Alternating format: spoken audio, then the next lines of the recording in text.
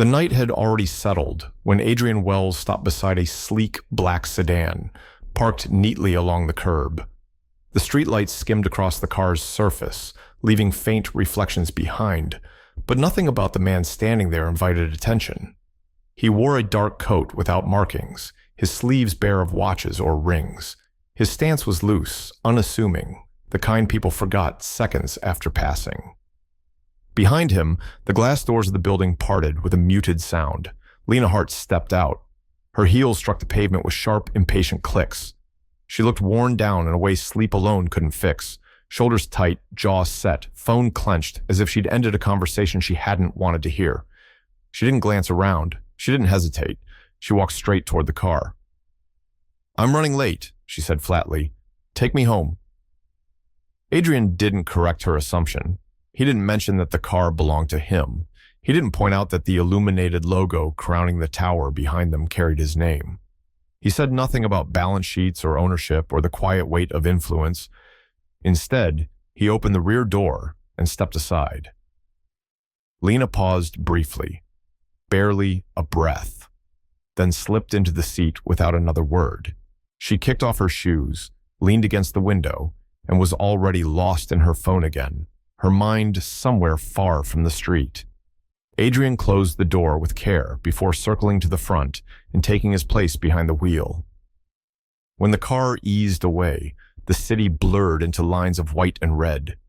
Traffic pressed in from all sides, but he navigated through it smoothly, unhurried, as though time answered to different rules where he sat. In the mirror, Lena's reflection flickered between passing lights. Her eyes had closed. Her lips were tight, not with irritation, but with the kind of fatigue that came from carrying too much for too long. This wasn't entitlement. It was endurance, stretched thin. "Use the expressway," she murmured suddenly, eyes still shut. "I don't want to crawl through traffic." He inclined his head, though she couldn't see it. "Of course," he replied. The title she'd placed on him lingered strangely in his chest. Not offensive, just revealing. Roles assigned without thought. Labels accepted without question. She opened her eyes and studied him through the mirror. "You're quiet," she said. "Most drivers can't stop talking." "I prefer listening," Adrian answered. She watched him for a moment longer before turning back to the window. The skyline thinned as they moved into calmer streets, neighborhoods where the noise softened and the day's weight finally had somewhere to rest.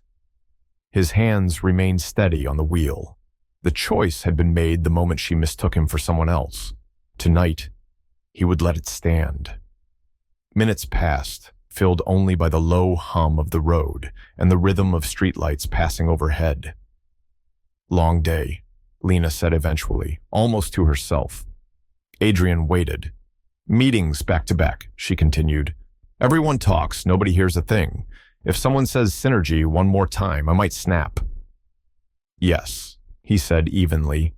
She frowned. "You don't have to call me that." He nodded once. "Understood." The silence that followed was heavier, but not uncomfortable. "You drive well," she added after a while. "Not jerky, not rushed." "Thank you." "Most people act like they're trying to drop me off as fast as possible." Adrian paused before responding. Speed and efficiency are often mistaken for the same thing. That caught her attention. She looked at him properly this time, searching his reflection. His voice wasn't bored, it wasn't practiced. It carried a calm thoughtfulness she hadn't expected. "That's actually true," she said quietly. They left the highway and entered a quieter district. Trees arching over the road, older houses set back from the street. Lena glanced at her phone when it lit up, then turned it face down with a sigh. "I'm not calling back," she said. "Not tonight." Adrian didn't ask who. A gas station appeared a few blocks later, its sign flickering softly. "Could you stop?" she asked. "My phone's about to die." He pulled in without comment. From the car, Lena watched him walk inside. His movements were unhurried, confident in a way that didn't match the role she had given him. He returned with a charging cable and a bottle of water. She searched her bag, then grimaced. "I don't have cash." "It's handled," he said. She blinked. "You didn't have to." "I know."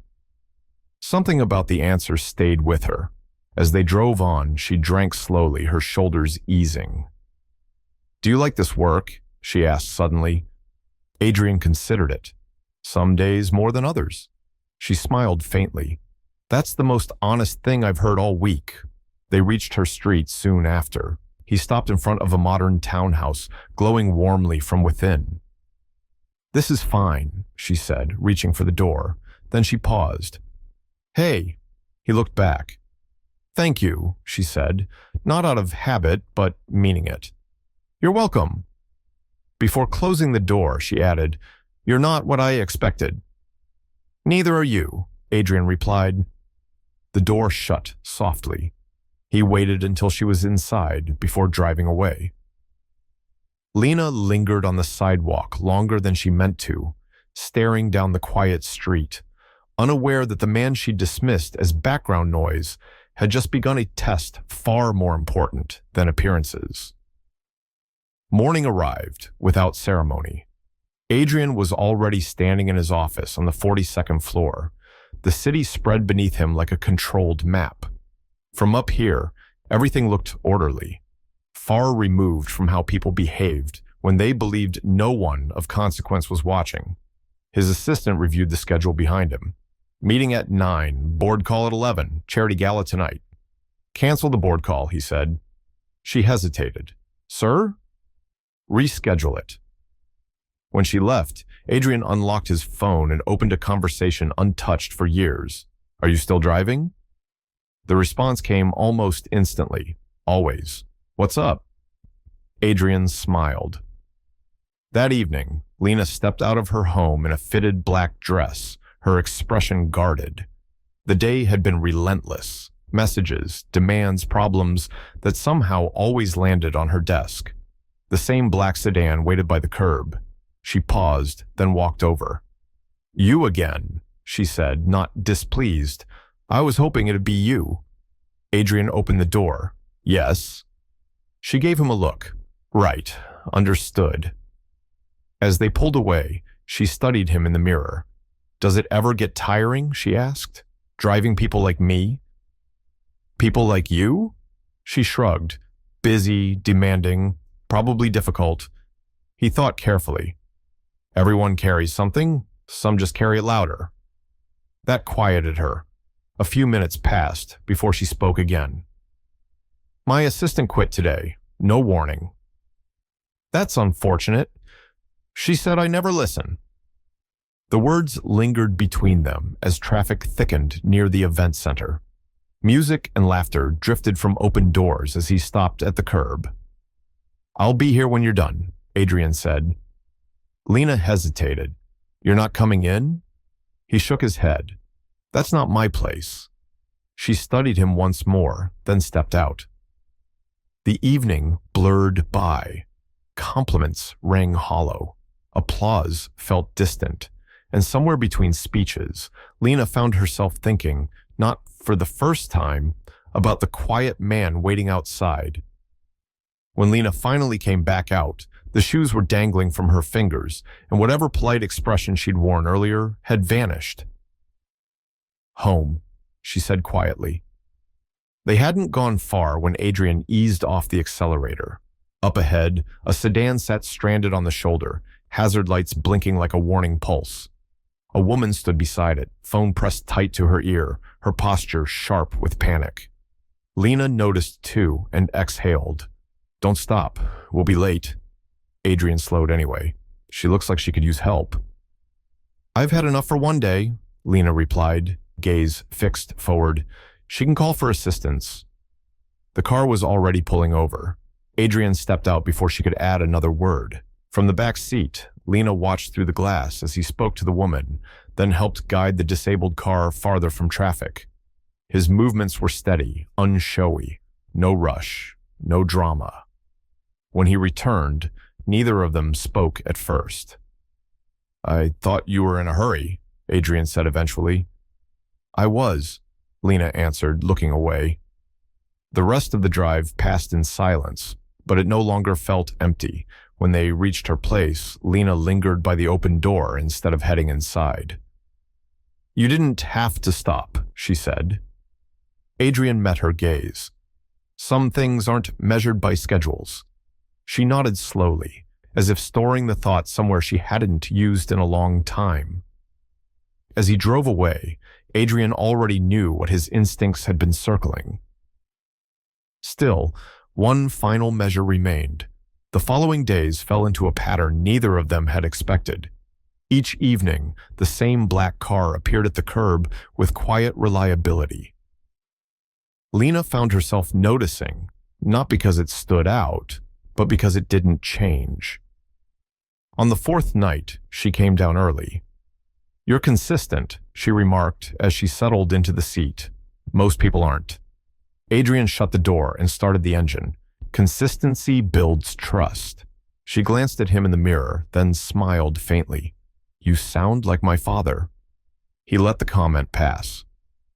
They took a different route that evening. The streets were narrower, older. Small shops with handwritten signs glowed softly behind fogged windows. This isn't usual, Lena said. Did we miss a turn? Construction ahead, Adrian replied. This will save time. After a moment, she nodded. At a red light, a man stood near the corner grocery store, cardboard sign in hand. His coat was thin. His knuckles were red with cold. Lock the doors, Lena said automatically. Adrian didn't move. He's keeping his distance. I know, she said, quieter now. The light changed.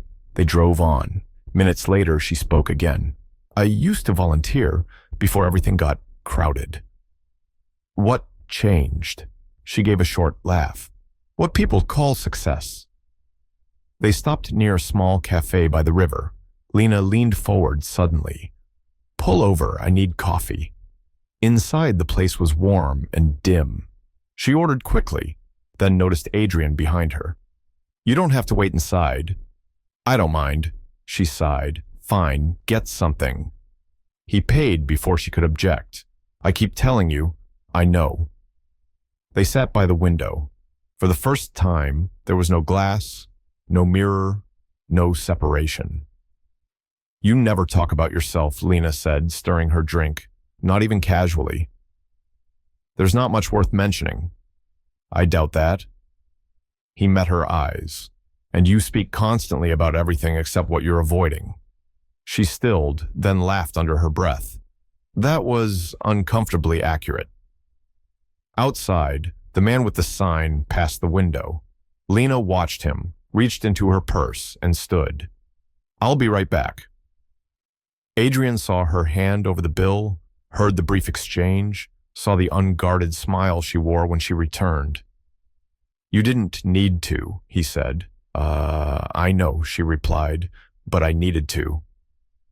Back in the car, Lena rested her head against the seat. If you ever want a different job, she said, I could help. Adrian kept his focus ahead. I like seeing people as they are. She smiled. That's an unusual preference. When they reached her house, she didn't leave right away. Thank you, she said, for tonight. You're welcome. As she walked inside, Adrian stayed where he was, the weight of his choice settling deeper. She was changing.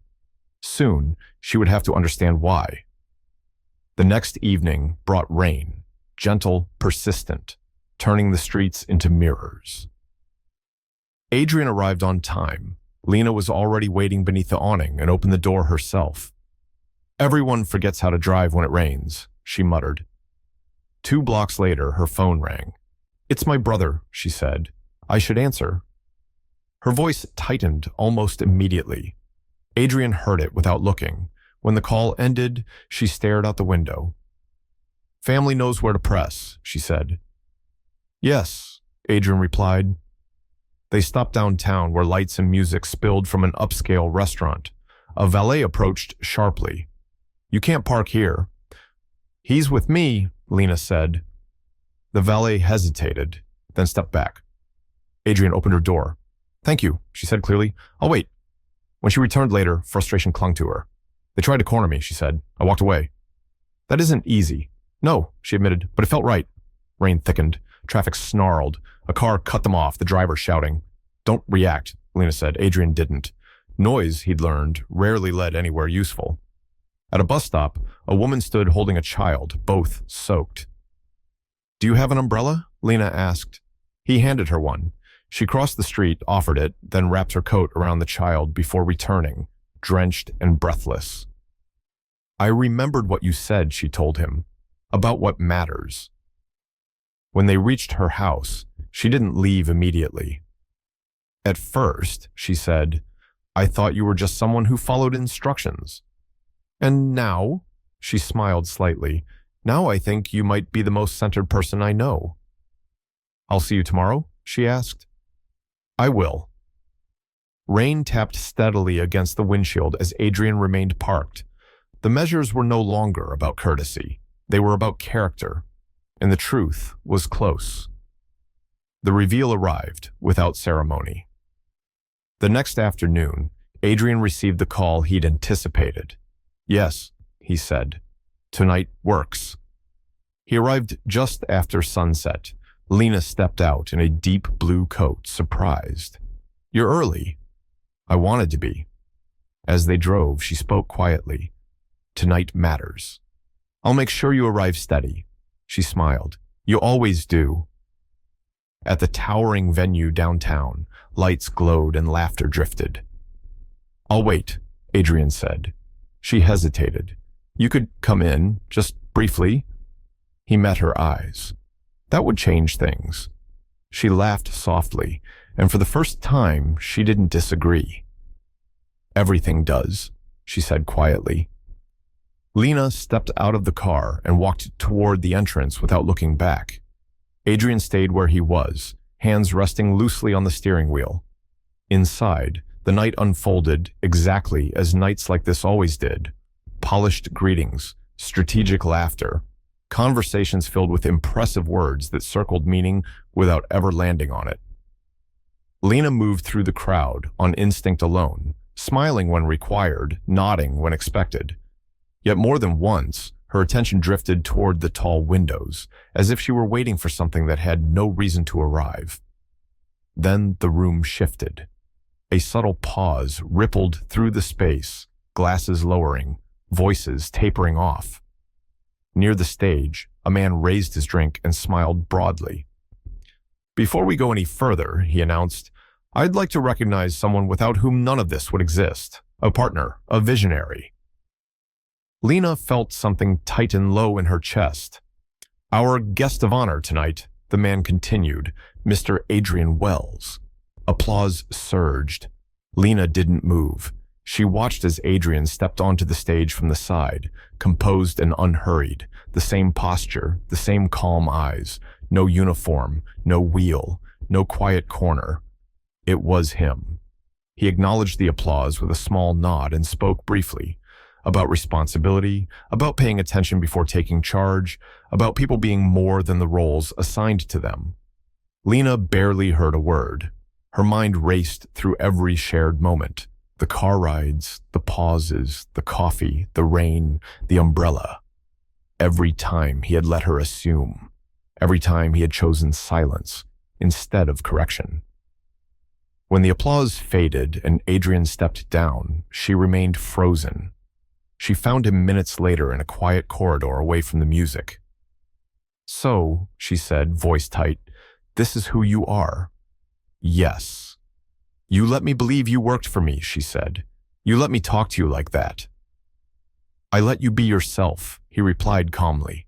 Her eyes flashed. That's not fair. No, Adrian agreed, but it was honest. She stepped closer. Why didn't you tell me? Because people reveal their values when they think they're unobserved, he said. I needed to know if respect still existed when you thought it carried no reward. Silence stretched. And, she asked finally, what did you decide? He studied her for a long moment. You changed, he said. That matters. Her shoulders sagged. I feel ridiculous. Growth often does. She let out a slow breath. You turned everything upside down, only because you were willing to look. Outside, the city glowed on, indifferent to the quiet reckoning happening within. The truth was out. Now she had to decide what came next. The days that followed felt heavier than the gala itself. Lena didn't call. Adrian didn't reach out. The space between them wasn't physical. It was reflective, the kind that forces uncomfortable honesty. One morning, Lena sat alone in her kitchen, coffee untouched, phone silent on the table. She replayed every interaction, the way she'd spoken, the assumptions she'd never questioned, the dignity with which he'd absorbed them. She had built her life on control and certainty, and yet, she had never felt smaller than she did, realizing someone had seen her without filters. That afternoon, her assistant knocked lightly. "Mr. Wells is here," she said carefully. "He asked if you were available." Lena inhaled. "Send him in." Adrian entered alone. No announcements. No entourage. Just the same steady presence. "I didn't come to justify myself," he said after a moment. "I came to offer you space and a choice." "A choice." "We can pretend this never happened," he said, "or we can be honest about what it changed." She crossed her arms, more for balance than defense. "You embarrassed me. I challenged you. You decided I needed correcting." "No," Adrian said firmly. "I decided I needed truth." She gave a humorless laugh. "And what was it?" "That when you thought I had no power, you were sharp, but not cruel. And when you realized I did, you didn't flatter me. You questioned yourself. You don't get to judge me." "I know. That's why this is your decision." She turned to the window, staring at streets she'd traveled countless times without seeing. "I hated how you made me feel," she said quietly, "but I hate more that you were right." He didn't interrupt. "I've spent years demanding respect," she continued. "I never stopped to ask whether I was giving it." She faced him again. "Do you know how terrifying that is?" "Yes," Adrian said softly. "Change always is." The silence that followed was different, less guarded. "What happens now?" she asked. He took a step back. "I walk away, unless you ask me not to." Her heart steadied with unexpected clarity. "I don't want you gone," she said, "but I don't want exceptions either. I want to know who I am when there's nothing to gain." He nodded. "Then we start there." The tension finally left her shoulders. "I was wrong," she said. "About you, about myself." Adrian met her gaze, respect unmistakable. That's the hardest admission there is. Outside, the city continued as always. Inside that office, something fragile and real began. The change didn't arrive all at once. It began quietly. Adrian stopped pulling up in the black sedan. Instead, he met Lena on foot outside a worn community center near downtown. The paint was faded, the sign slightly crooked. "This is where I spend Thursdays," he said. "Doing what?" "Listening." Inside, volunteers moved among folding tables stacked with donated food. People waited patiently. Some smiled, some didn't. Life was heavy here, but honest. Adrian greeted everyone the same way. Eye contact, respect, no titles. And for the first time, Lena understood what he had been teaching her all along. Lena stayed close at first, uncertain where she belonged. A woman with a clipboard approached, smiling easily. "Are you here to help?" Lena hesitated. "I'm not sure how useful I'll be." The woman's expression softened. Most people aren't at the beginning." That was enough. Lena rolled up her sleeves. For the first hour, she barely spoke. She packed boxes, passed out food, listened to stories she couldn't solve with money, influence, or quick fixes. No one asked who she was. No one treated her differently. At first, the anonymity unsettled her. Then it steadied her. A young man thanked her as he accepted a bag. "You listen like you actually care," he said. The words followed her long after he left. Later, walking out into the evening air, Lena broke the silence. "You never offered me anything," she said. Adrian glanced at her. "I offered you the truth." She nodded slowly. That was harder to accept. The weeks that followed didn't make things easier. At work, she rejected a deal that promised record profits, but would leave hundreds without jobs. The board erupted. "You're letting emotion interfere with judgment," someone snapped. "I'm letting values guide it," Lena replied. The vote passed without her. She left the room trembling, not with regret, but resolve. That night, she called Adrian. "I think I just made powerful enemies." "You probably did," he said calmly. "That usually means you chose well." Another week passed. Lena began showing up at the center alone. No announcements, no cameras. She listened more than she spoke. One afternoon, Adrian found her sitting beside an older woman, holding her hand while she spoke about losing her home. He didn't interrupt. Outside, Lena exhaled. "I used to think leadership meant being untouchable. And now? Now I think it means being accountable." The final test arrived without warning. An article went live questioning her judgment, weak leadership, emotional decisions. Public pressure mounted. Her phone wouldn't stop ringing. She could have responded, defended herself. Instead, she went to the community center the next morning. Adrian was there, surprised. "They're tearing me apart online," she said quietly. "And yet," he replied, "you're here." She nodded. "I needed to remember who I'm choosing to become." He studied her for a long moment. "You passed." "Passed what?" "The test you didn't know you were taking," Adrian said.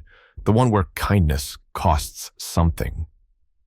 Lena let out a breath she hadn't realized she was holding. "I'm not doing this for approval," she said. "Not yours. Not anyone's." Adrian smiled. "That's why it matters." The morning air was crisp, honest. Lena stood outside the center watching volunteers arrive, not because they were seen, but because they chose to be there. Adrian joined her. "You seem lighter." "I feel grounded," she replied, "for the first time." Inside, the center buzzed with quiet purpose. Lena greeted people by name now. She knew their stories, not because she owned them, but because she listened. After the doors closed, Adrian waited while she finished a conversation near the entrance. When she returned, he handed her a small envelope. "What's this?" "A choice." Inside was a simple card and a folded document. No branding, no formality. "You want me involved," she said slowly. "Not as a donor, not a figurehead." "As a partner," Adrian replied. "Equal footing." "And if I say no?" "Then we part with respect, nothing owed."